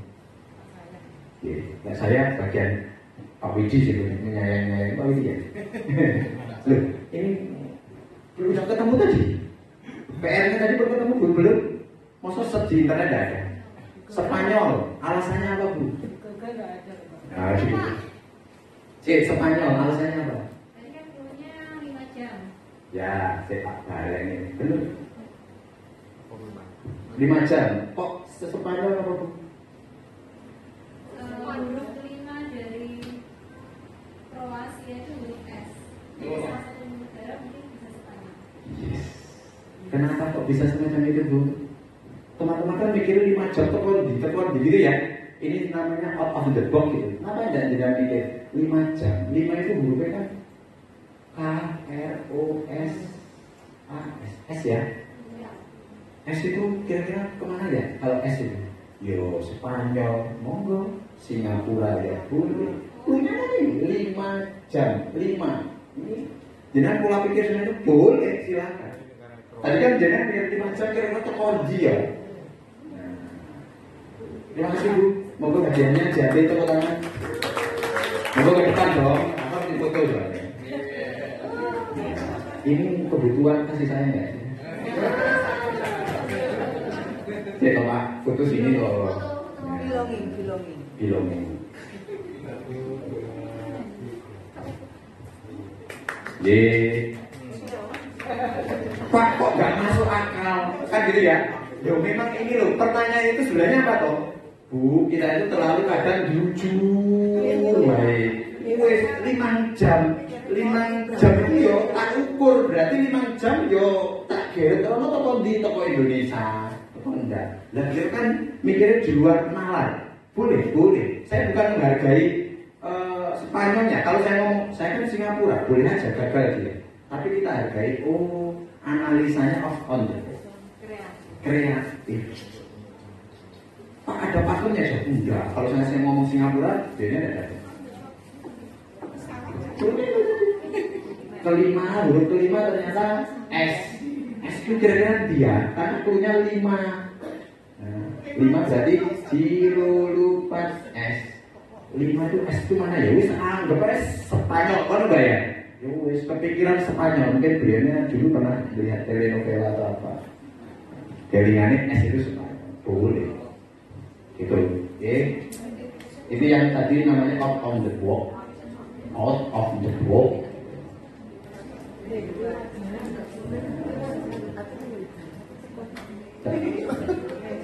Satu menit. Nah, ini tadi ya posisi kontrol. Kemudian pertanyaan-pertanyaan. Nah, ini tadi.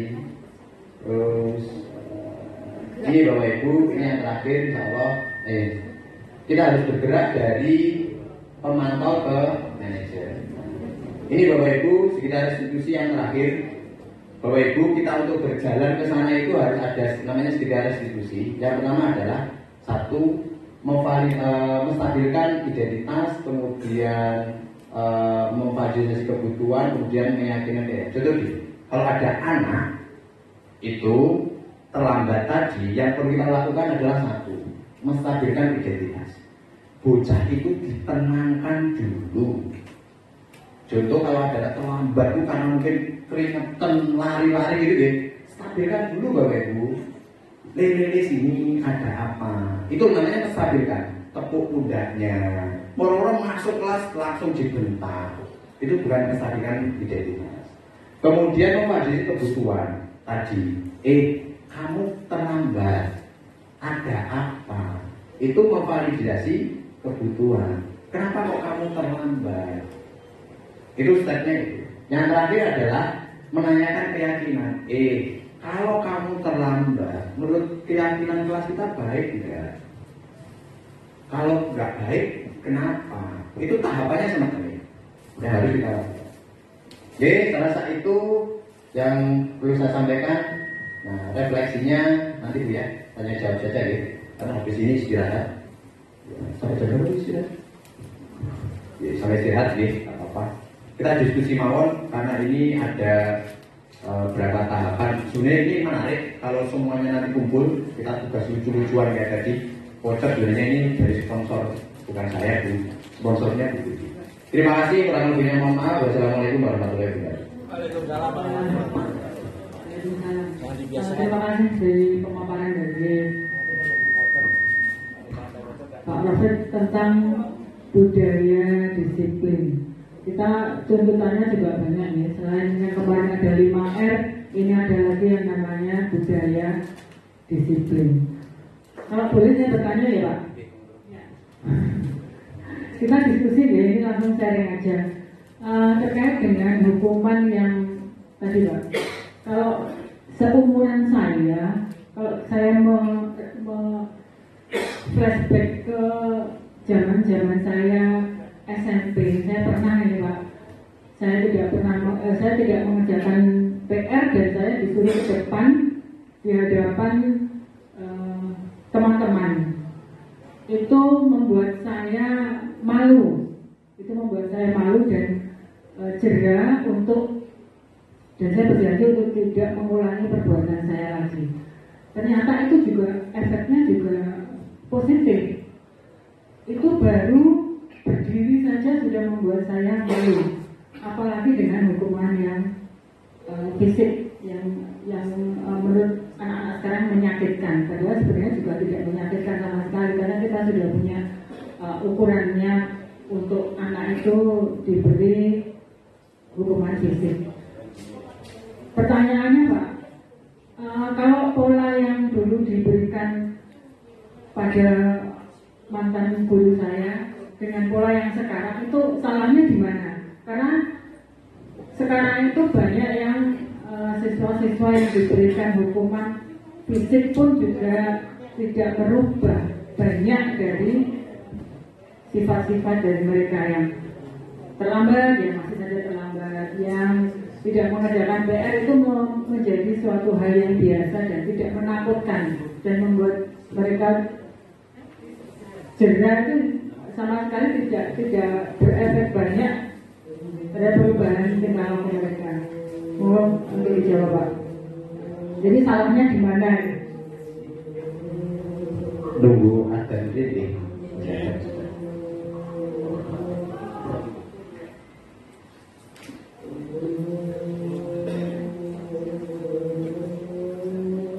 Belum sudah ngalami dilempar gosok gitu ya, nggak kesana nggak nemu ya penggaris panjang kayu dok itu nggak ngalami ya. Nah saya masih ngalami walaupun tidak sekecil itu. Saya ngomong semua aturan itu ada konteksnya, ada konteks waktu, ada konteks kesiapannya. Dulu saya bisa menerima itu karena sejak kecil kita itu sudah terbiasa harus doktrin kepatuhan dengan orang tua kita, gitu deh. Dengan orang tua kita itu dulu ya harus bosok, dengan harus orang tua. Makanya ketika saya dulu, Bu Muji dulu mungkin ada sesuatu yang dalam tanda kutip hukuman yang mengarah ke fisik mental, itu secara pribadi bisa nerima. Karena apa? Di rumah saya juga diposisikan harus menerima hal-hal yang mungkin tidak pas dengan saya. Waktu konteks itu, dulu kan ada tuh Bu dengan ceritanya dengan orang tua ngapunten. Anak kita itu ya sekarang kita ajak ngomong kan kadang ngajak debat, ngajak gegeran. Dulu kita dengan orang tua berani semacam itu Bu? Nggak berani. Makanya ketika kita diberlakukan ada hukuman, secara pribadi kita bisa membuat hukuman itu menjadi sesuatu eksternal. Yang saya tadi sebut, disiplin itu bisa menjadikan kekuatan eksternal ke diri orang untuk berubah menjadi lebih baik. Itu dulu mujarab. Tapi saat ini dengan konteks bahasanya, konteks ini konteks waktu, konteks pergaulan sekarang, bukan saja. Jadi kan mungkin saya itu mungkin ngantem asbak ya, ngantem gosok ke anak-anak kita, gegeran Bu. Orang tua kita saya jagelut dengan orang tua ini. Kalau dulu ada ceritanya Bu, orang tua itu datang ke sekolah mabrak, nggak ada deh. Anaknya akhirnya sadar, makanya anak sekarang kalau menerima perlakuan semacam itu bukan dijadikan ini sebagai kesadaran individu untuk berbuat baik, tapi yang muncul awal apa kira-kira? Apa Bu? Aku kok gitu loh bacanya. Gak terima, aku kok itu dulu Bu, yang terjadi anak sekarang. Kalau ini Pak Widi langsung ngomeli baca, Pak, gak usah pakai tangan ya, ngomeli itu. Yang terjadi di anaknya, siswanya Pak Widi akan itu Pak. Aku kok padahal orang tuaku tidak, padahal keluargaku tidak. Itu yang membedakan Bu Muji. Makanya apa yang kita lakukan itu harus sesuai dengan konteksnya sebagai guru. Nah konteksnya sekarang nggak bisa. Masih ada loh teman-teman kita itu yang tetap pengalaman kita itu dulu itu diberlakukan sekarang. Loh, sebagai guru kita tidak bisa. Besok geger. Bukan kita berani tidak, makanya ada pendekatan baru yang disebut tadi. Bukan aturan, tapi kesepakatan. Bukan aturan, tapi keyakinan. Bukan aturan, bukan hukuman, tapi konsekuensi. Ini disesuaikan dengan iklim. Bahasa kita konteksnya sekarang. Anak sekarang itu dulu kita alami semua ya. Kita tuh di Jepang, kon dijejer dengan itu, yang manut saya dulu itu. Menang habis itu ya isi nih kaya bu, besok nggak ngulangi lagi. Anak sekarang biasa, mending biasa bu, sosok tidak gelut tidak nih. Gitu ya? Itu yang kita sebagai guru makanya ayo. Artinya Bapak ini kita informasikan biar kita itu tidak menyerah mendidik siswa. Ada cara lagi kok. Dulu guru kita membuat kita lebih baik dengan cara pakai gosok, pakai penghapus panjang, kan kayak gitu. Itu caranya mereka dan itu baik-baik pada zaman itu. Sekarang ada cara yang ini bisa kita terapkan, ada mulai hukuman, kemudian ada konteks macam-macam tadi, bukan hukuman. Yes, jangan kita sepakat tuh ya, kita jangan menyentuh siswa. Gitu Bu Muji ya. Apa itu dulu salah? Tidak. Tapi kalau dilakukan sekarang tidak pas, karena konteksnya beda. Yang kita hadapi beda. Gitu. Pak, berarti 10 tahun lagi mungkin beda loh 10 tahun lagi. Kalau kita 10 tahun lagi masih jadi guru, yang Pak Umam dan kawan itu masih jadi guru, ya mungkin restitusi ini nggak cocok. Mungkin ada pendekatan lagi. Update. Makanya kita sebagai guru harus update. Itu Bu Muji. Ada lagi satu pertanyaan, tanya sambung. Terima kasih. Pertanyaan berikutnya dari Bu Nunung, monggo. Sebenarnya dari awal hingga akhir sudah mengerucut Pak Rafiq. Kalau tadi ada pembanding di era saya, kalau tidak keliru 80, kalau era saya 80. Jadi yang namanya penggaris kayu ke garis hidung itu sudah bukan barang baru. Ya, itu. Terus Pak gurunya juga sampai hari ini saya masih melihat berkibar-kibar di luar sana. Terus saya pun pelaku. Waktu itu guru matematika yang notabene kalau dari dulu mungkin sampai sekarang yang namanya matematika itu jadi momok. Jadi dari awal itu memang sudah ada kesepakatan bahwasanya selama beliau memberikan materi, kita tidak boleh kemana-mana. Itu kasusnya hanya pada waktu beliau menulis di papan tulis, terus pekerjaan saya keliru, terus saya nyetik, tidak ada suara sama sekali, saya hanya nyetik. Berarti ada satu kelakuan saya yang dinilai kurang. Sumpah tidak ada suara. Terus saya didatangi, saya dijiwit sampai tidak keluar darah, putih malahan. Sudah sesi lapisan beberapa kulit saya ini. Dan sekarang masih terasa sakitnya, rasanya masih sakit. Tidak, insya Allah tidak. Karena itu sudah merupakan bukan barang baru saya yang saya lihat waktu itu. Terus benar juga kalau tadi di era 4.0 atau sudah mulai ke 5.0 ya Pak, kalau yang sekarang ini sudah berbanding terbalik, tidak lagi 360 tapi sudah subhanallah sudah berubah total jenderal tingkat berapa. Yang saya garis bawahi di sini dari awal hukuman jelas bukan merupakan salah satu solusi untuk membuat siswa jera. Kalau sekarang ada kata-kata baru dan tajhim, mungkin kalaupun kita memberi salah satu pendekatan ke anak dengan cara mengelus, itu pun nanti akan jadi pasal. Jadi tidak tahu cara yang terbaik untuk siswa yang sekarang ini. Kalau di era digitalisasi mungkin mereka sudah terlalu banyak melihat dunia lain. Jadi sudah terlalu banyak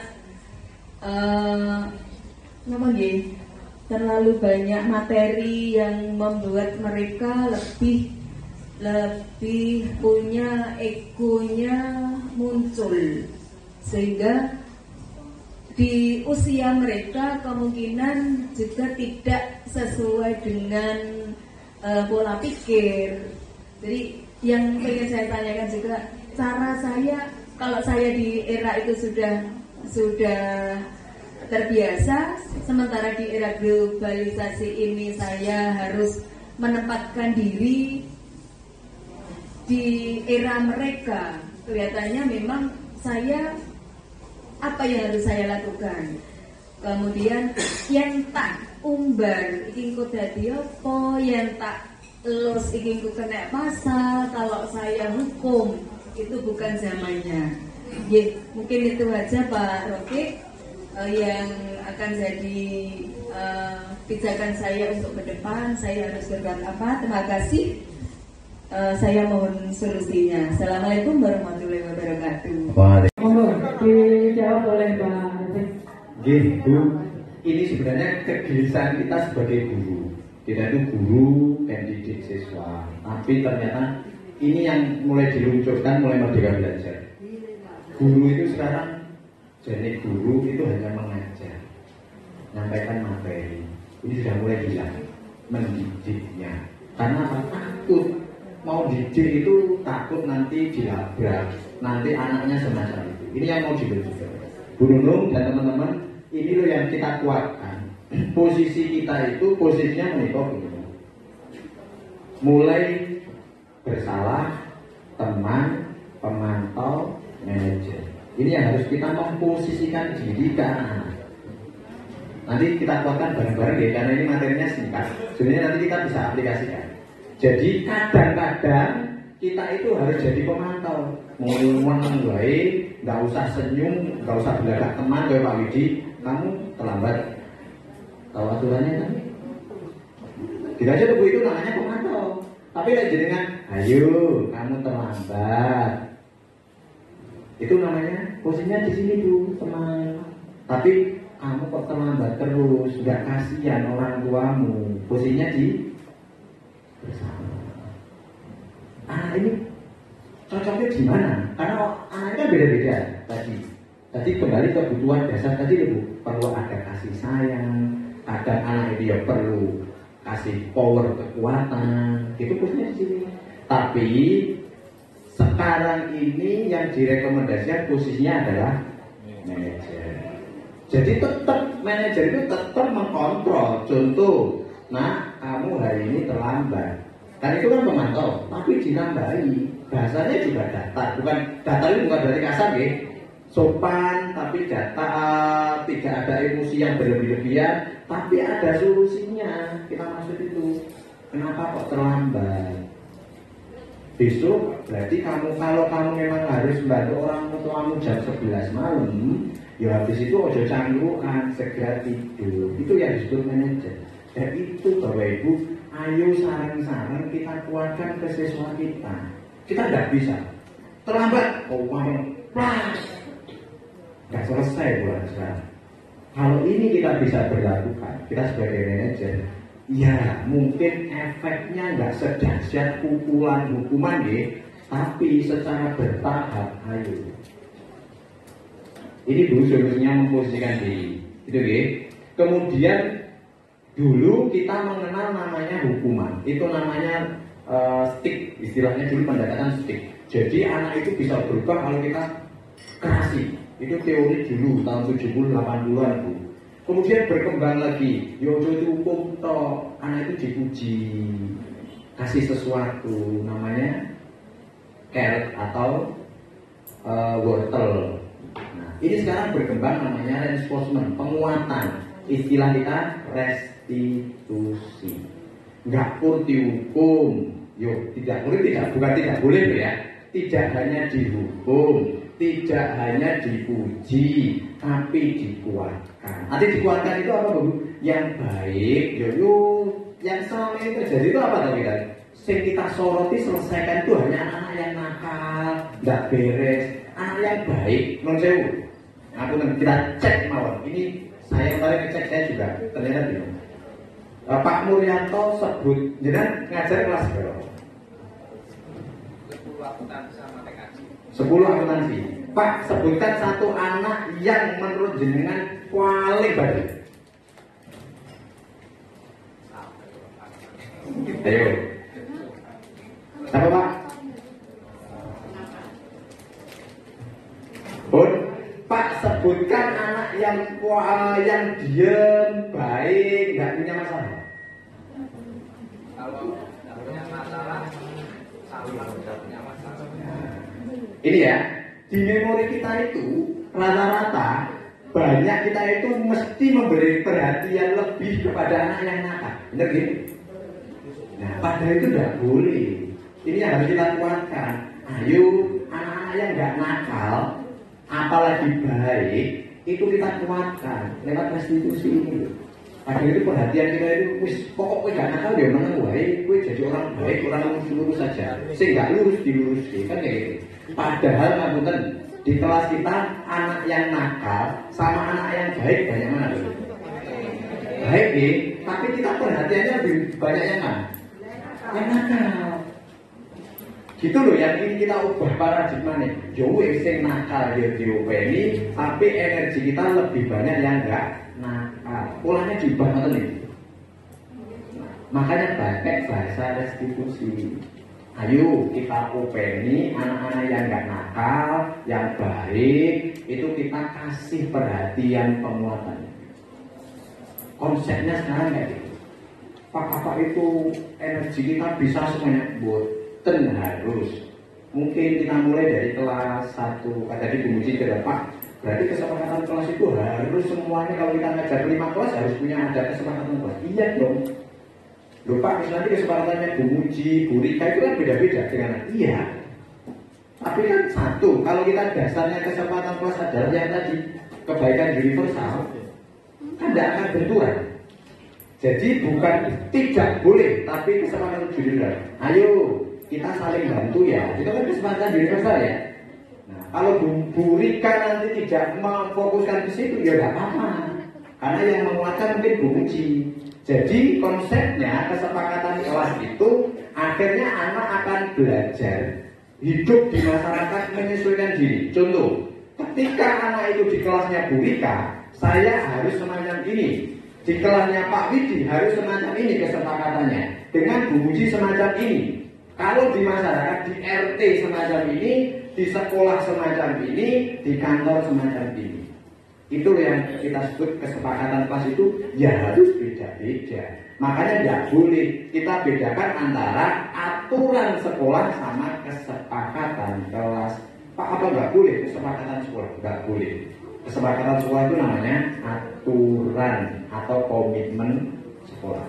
Kalau kelas monggo jenengan mulai dari mana? Dari sedikit nggak apa-apa. Wes ya kita saling bertanggung jawab. Tugas kerjakan, saya tugasnya menilai setiap tugasmu. Kan fair. Gitu Bu Nunung ya. Terima kasih. Ya, ada beberapa pertanyaan sudah kita bahas bersama. Untuk kegiatan di siang hari ini kita cukupi sekian dulu. Sebelumnya saya bacakan berita acara. Pada hari ini Selasa 6 September 2022 telah dilaksanakan diseminasi guru penggerak dan budaya disiplin dengan hasil pembahasan sebagai berikut. Yang pertama adalah penerapan budaya disiplin di dalam kelas. Yang kedua, membuat kesepakatan kelas, bukan aturan kelas. Yang ketiga, merubah pola pemikiran dari hukuman menjadi konsekuensi. Kemudian yang keempat, kita berupaya untuk berperan sesuai dengan porsinya kita. Diupayakan guru menjadi pemantau dan menjadi manajer. Yang kelima adalah memberikan penguatan pada peserta didik dalam rangka perubahan mindset ke arah segitiga restitusi. Dalam statement yang kita sebut di atas dihadiri oleh beberapa bapak ibu guru dan staf dengan daftar hadir terakhir. Demikian berita acara ini dibuat untuk dipergunakan sebagaimana mestinya. Bapak ibu guru yang kami hormati, demikian tadi acara diseminasi guru penggerak. Mudah-mudahan acara bermanfaat bagi kita semuanya dan bisa menerapkan dalam kelasnya masing-masing. Kemudian mengingatkan minggu ini masih ada satu agenda lagi, yaitu hari Kamis nanti ada diseminasi dari teman-teman NGNP otomotif dengan agenda yang sama, jam yang sama. Mungkin nanti akan disampaikan undangan lebih lanjut. Kemudian yang terakhir adalah penutup. Terima kasih kepada Bapak Rafiq Al-Muhsin atas pemaparan materi. Mungkin ada satu yang kelupaan Pak, untuk pengumuman pendaftaran calon guru penggerak untuk yang angkatan 8, mungkin bisa disampaikan sekaligus sebelum kita tutup. Untuk angkatan 8 syaratnya satu, sedang tidak mengikuti seleksi. Terus Pak Rehan dan kawan-kawan masih nunggu, katanya tanggal 8 ini, tidak tahu kapan. Yang berita ini sudah dibuka. Nanti monggo teman-teman kita fasilitasi karena sekolah full ini backup. Jadi jangan gak usah khawatir, termasuk IT-nya, termasuk nanti persiapan ngajarnya, termasuk ini angkatan monggo teman-teman Bu Muji, Pak Din, Pak Sinten Mari yang punya potensi di pengajar praktek. Jadi pun ngapunten levelnya ini berjenjang. Ada guru penggerak, di atasnya itu pendampingnya ada pengajar praktek, nanti ada instruktur, ada fasilitator. Jangan mau ambil yang mana. Ini menurut saya pintu masuk terutama bagi yang punya karir masih panjang, ikut aja duluan. Saya tadi di belakang dengan Pak Re, ini kok teman-teman bisa masuk, yang lain tidak masuk, standarnya apa? Kita sama-sama tidak tahu Pak Re ya. Penting nyoba. Karena ngapunten, sekali lagi guru penggerak ini pintu masuk peningkatan karir guru saat ini. Hanya itu pintu masuknya. Kalau jangan mau meningkatkan karirnya, hanya pintu masuknya satu, guru penggerak atau mungkin pengajar. Itu nanti habis ini akan kita fasilitasi. Monggo, ini sudah mulai. Kesiapannya apa? Hanya surat rekom dari sekolah dia. Surat rekom dari sekolah, kemudian ngetik semacam artikel, jawab pertanyaan, itu aja. Nanti di sini ada Bu Rika, Pak Rehan, Bu Rumini, Bu Yuni. Ini yang proses tinggal pengumuman. Pak, ya sudah gitu. Terima kasih Bu. Ya, sebagai penutup, marilah bersama-sama kita tutup kegiatan hari ini dengan baca hamdalah bersama-sama. Alhamdulillahirobbilalamin. Sebagai pembawa acara, saya mengucapkan terima kasih dan mohon maaf jika ada banyak kekurangan. Wassalamualaikum warahmatullahi wabarakatuh.